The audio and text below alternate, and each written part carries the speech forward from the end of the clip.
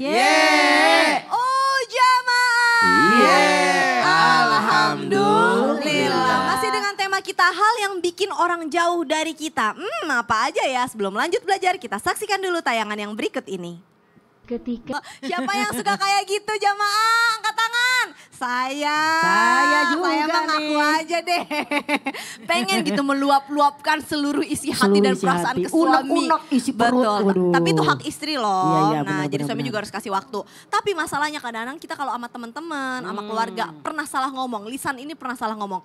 Maksudnya nggak gitu Ustazah, tapi orang udah keburu kadung sakit hati sama kita. Oh. Lalu apa yang harus Kepleset kita lakukan? ya lidah kita ya.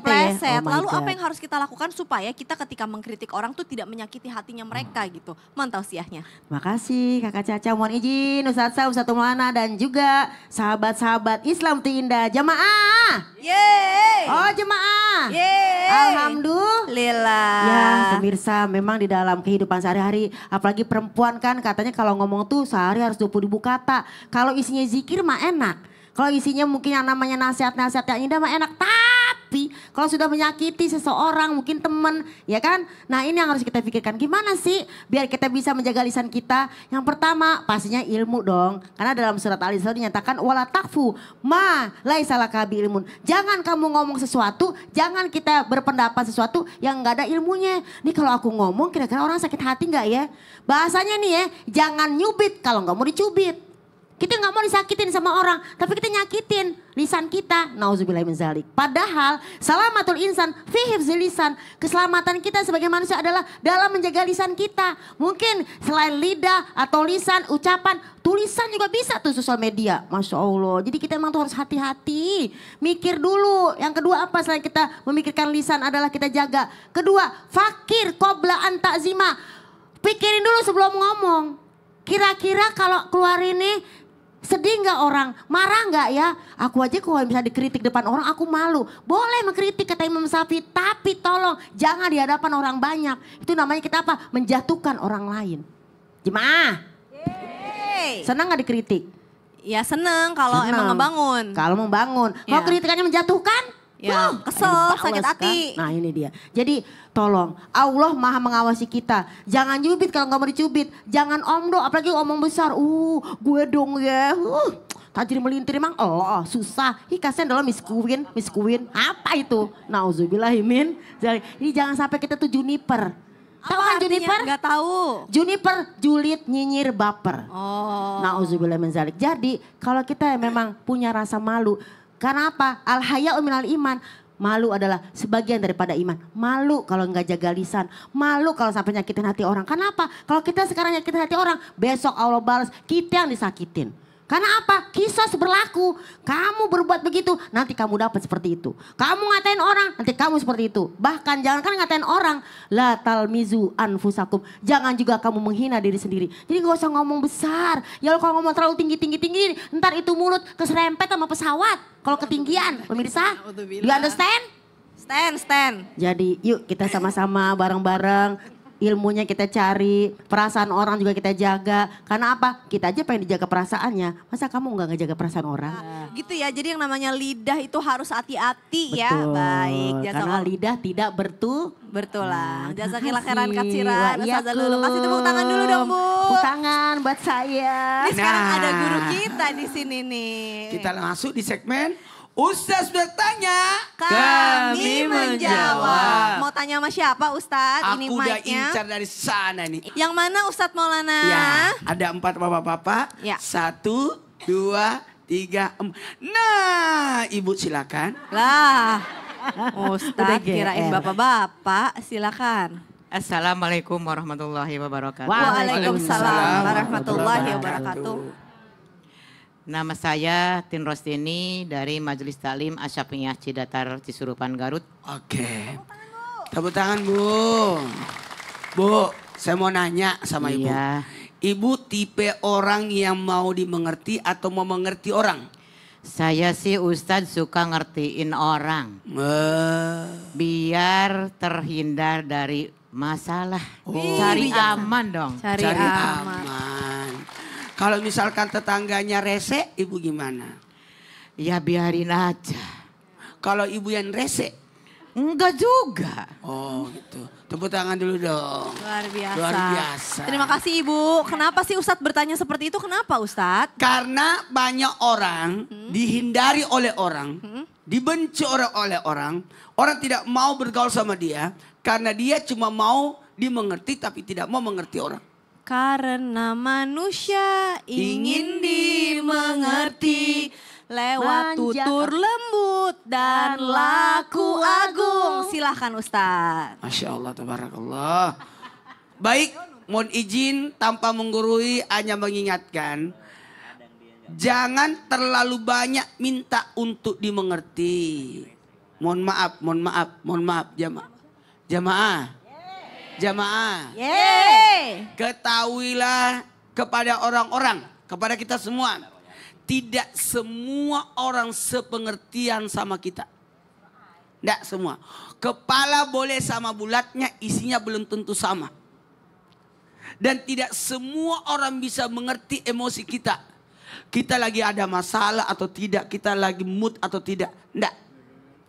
Jangan berharap orang paham tentang pemikiran kita, tahu emosi kita, dan jangan pernah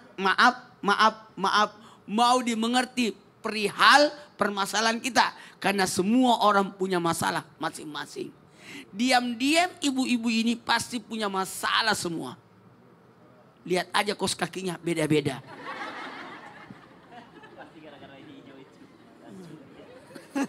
Kok bisa merhatiin sampai kaos kaki segala sih Afwan guruku? Tidak ada.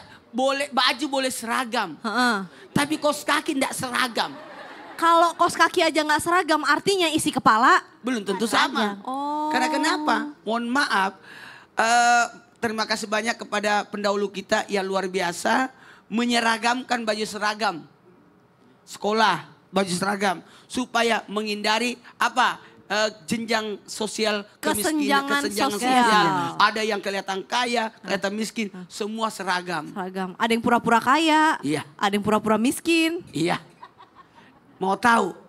Maka orang yang hanya mau dimengerti tapi tidak mau mengerti itu akan dihindari orang. Karena dia termasuk egois. 1, 2, 3. Egois. 1, 2, 3.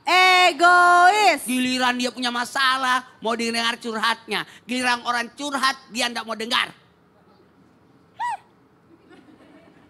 Tahu nggak? Tahu nggak? Tahu nggak? Tahu nggak? Bukan kewajiban orang tentang masalahmu. Bukan kewajiban orang untuk menyelesaikan. Maka bukan hak kita untuk artinya minta, ayo bantu saya dong. Bantu saya dong. Nggak mungkin. Karena orang diuji dengan ujian masing-masing. Di dunia ini nggak cuma Anda yang punya masalah, semua orang. Orang kaya ada masalah, orang miskin sudah jelas. Orang sederhana juga. Iya. Orang cantik ada masalah, orang jelek sudah tentu. Subhanallah, baik. Kasih tepuk tangan dulu dong Bu. Luar biasa ya, artinya kita juga harus mau mengerti kalau kita mau dimengerti. Nah sekarang kayaknya jamaah yang ada di studio nih udah pengen banget bertanya sama kita. Oke deh, langsung aja kita masuk ke segmen Tanya Dong Ustaz. Kami semua tanya dong Ustaz. Angkat tangannya Bu, ayo siapa yang mau bertanya, ayo angkat tangan, ayo angkat tangan. Siapa? Yang ini deh bapak-bapak tadi udah diajak bercanda sama Ustadz Maulana, kasihan. Udah silakan Pak, ayo. Assalamualaikum warahmatullahi wabarakatuh. Waalaikumsalam warahmatullahi wabarakatuh. Perkenalkan nama saya Rahmat Hidayat dari Asy-Syafi'iyah Cidatar Cisurupan Garut. Saya mau bertanya ke Ustadz Syam. Silahkan. Pak Ustadz, betul gak orang yang kikir, pelit, meregehese, cap jahe, lama-lama akan habis hartanya dan ditinggal sama saudara-saudaranya berikut teman-temannya? Pasti Ustadz Maulana mau nanya sesuatu nih. Saya mau salim dulu. Ya. Kenapa? Dia Ustadz. Oh Masya Allah, gurunya Masya Allah, barakallah gitu.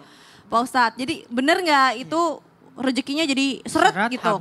Habis. Di teman-temannya hilang juga. Menengehese itu apa tadi? Menengehese. Bahasa Sunda pedit. Oh, kikir. meregehese. pelit, Cap kikir, jahe. medit, cap jahe, merege hese. Atulah jangan merege hese gitu ya. Oke, baiklah kalau begitu Pak Ustadz. Terima kasih. Sama-sama. Assalamualaikum warahmatullahi wabarakatuh. Waalaikumsalam warahmatullahi Cak, wabarakatuh. kenapa saya tahu kalau beliau Ustadz? Tahu dari mana? Jas. Oh gitu, yang lain Yang gak ada lain yang kan pakai biasa, jas. Jasko. Bener. Pinter ya Ustadz Maulana ya. Silakan Ustadz Syam. Sampai guruku Ustadz Maulana, Bunda Lulung, Kak Caca, serta guru-guru kami yang dimuliakan Allah Subhanahu wa taala. Al-Qur'an surah Al-Munafiqun ayat 10-11. A'udzu billahi minasy syaithanir rajim. Wa anfiqu mimma razaqnakum min qabli an ya'tiya ahadakumul maut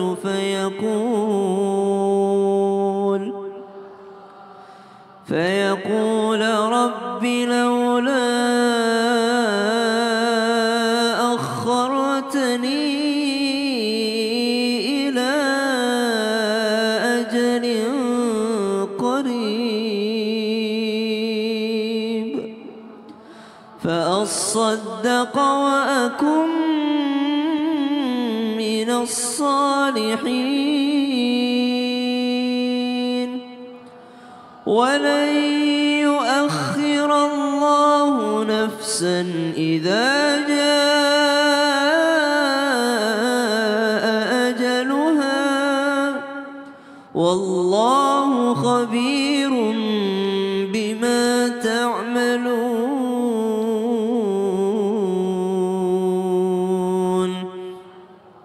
Dan keluarkanlah atas apa yang telah kami rezekikan kepada kalian sebelum datangnya kematian itu. Karena kalau kematian sudah datang maka mereka akan berkata, Rabbi laula akhartani ila ajalin qarib. Seandainya bisa tertunda sesaat daripada kematianku, fa'asaddaqah, aku akan mengeluarkan semuanya. Aku akan bersedekah, wa akum minas salihin. Dan aku menjadi orang yang soleh.